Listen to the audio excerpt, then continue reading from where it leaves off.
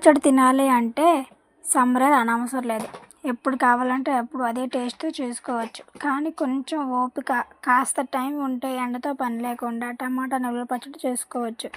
ఇది ఇడ్లీలోకి, దోశలోకి, అన్ని టిఫిన్లోకి సూపర్ కాంబినేషన్. మనం ముందుగా ఎర్రగా పండిన టమాటాలు కేజీ తీసుకొని టమాటాల్లో వాటర్ వచ్చేంత వరకు ఉడికించుకోవాలి. తర్వాత ఒక నిమ్మకాయ సైజ్ అంతా అంటే 100 గ్రామ్స్ చింతపండు తీసుకొని, నెక్స్ట్ వచ్చి 200 గ్రామ్స్ వెల్లుల్లి పొట్టు తీసుకోవాలి.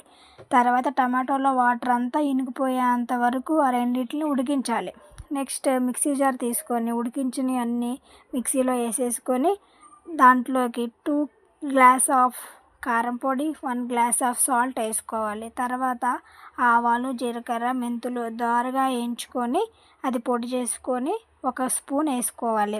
ఇదంతా మిక్సీ జార్లో వేసుకొని మిక్సీ పట్టుకున్న తర్వాత తాలింపు కోసం తగినంత ఆయిల్ తీసుకొని తాలింపు గింజలు వేసుకోవాలి.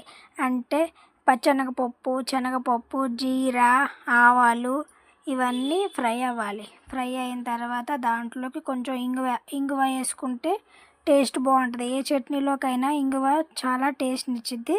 ఇంగువ వేసుకొని ఎండుమిర్చి, తర్వాత కరివేపాకు ఇవన్నీ వేసుకొని ఫ్రై అయిన తర్వాత మనం మిక్సీ జార్తో చేసుకున్న పచ్చడి అదంతా తాలింపులో వేసేసుకోవాలి. తాలింపులో వేసుకున్న తర్వాత ఒకసారి మిక్స్ చేసుకొని మళ్ళీ దాంట్లో నుండి వాటర్ వచ్చే వరకు ఉడికించుకోవాలి. మళ్ళీ ఏమన్నా వాటర్ ఏమున్నా కూడా ఈ ఆయిల్లో ఫ్రై చేసుకుంటే అసలు మనకి 6 మంత్స్ వరకు ఎలాంటి బూజు పట్టుకోకుండా అదే టేస్ట్తో ఉంటుంది. దీన్ని మనం ఒక గాజు జార్లో స్టోర్ చేసుకొని దీన్ని మనం ఫ్రిడ్జ్లో పెట్టుకుంటే చాలా రోజుల వరకు చాలా టేస్ట్గా ఉంటుంది. ఒకసారి ట్రై చేయండి.